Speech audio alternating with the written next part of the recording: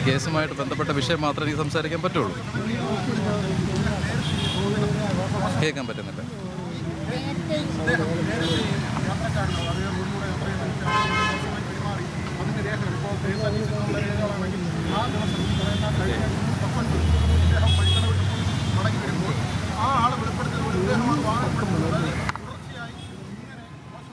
ഏതായാലും യദു നിരത്തുന്ന വാദമുഖങ്ങൾ എല്ലാം തന്നെ പൊളിഞ്ഞുകൊണ്ടിരിക്കുകയാണ്. കാരണം പറഞ്ഞു എന്ന് പറയുന്ന പല കാര്യങ്ങളും പറഞ്ഞില്ല എന്ന് പറയുകയും ഒടുവിൽ വീഡിയോ കാണിക്കുമ്പോൾ ഇതെല്ലാം പറഞ്ഞതായിട്ട് തന്നെ വരികയുമാണ്. അതോടൊപ്പം തന്നെ ആ നടി ഉയർത്തിയ പരാതിയിൽ അങ്ങനെ ഒരു സംഭവം ഓർമ്മയില്ല എന്നാണ് പറയുന്നത്.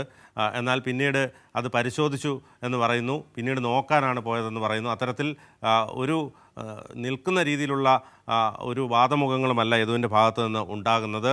അതായത് ഈ യദുവിനെതിരായ റോഷനയുടെ പരാതിയിൽ ബസ് ഓടിച്ചത് യദു തന്നെ എന്ന കാര്യം ചോദിക്കുമ്പോൾ അതിൽ ഓർമ്മയില്ല എന്ന തരത്തിൽ പറയുന്നു. വണ്ടിയിൽ നിന്ന് ഇറങ്ങിയ കാര്യം പോലും ഓർമ്മയില്ല എന്ന രീതിയിലാണ് പറയുന്നത്. ജൂൺ 19 ഈ ബസ് ഓടിച്ചത് യദു എന്നുള്ള സ്ഥിരീകരണം വരുന്നു. അതിനുശേഷം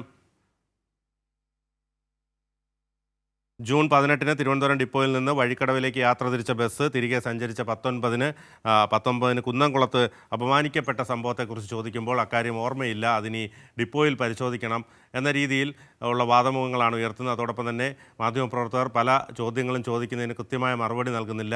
അതോടൊപ്പം തന്നെ ചാനലിൻ്റെ കൈരളിയായതുകൊണ്ട് ഇങ്ങനെയൊക്കെ ചോദിക്കുമെന്ന രീതിയിൽ പറയുന്നു. അതോടൊപ്പം തന്നെ ഗൂഢാലോചന എന്ന രീതിയിൽ പറയുന്നു. ഏതായാലും യദുവിൻ്റെ ഭാഗത്തു നിന്നുള്ള ഈ വാദമുഖങ്ങളിൽ ഒന്നും തന്നെ ഒരു വ്യക്തത ലഭിക്കുന്നില്ല എന്ന് നമുക്ക് യദുവിൻ്റെ സംഭാഷണത്തിൽ നിന്ന് തന്നെ മനസ്സിലാകും.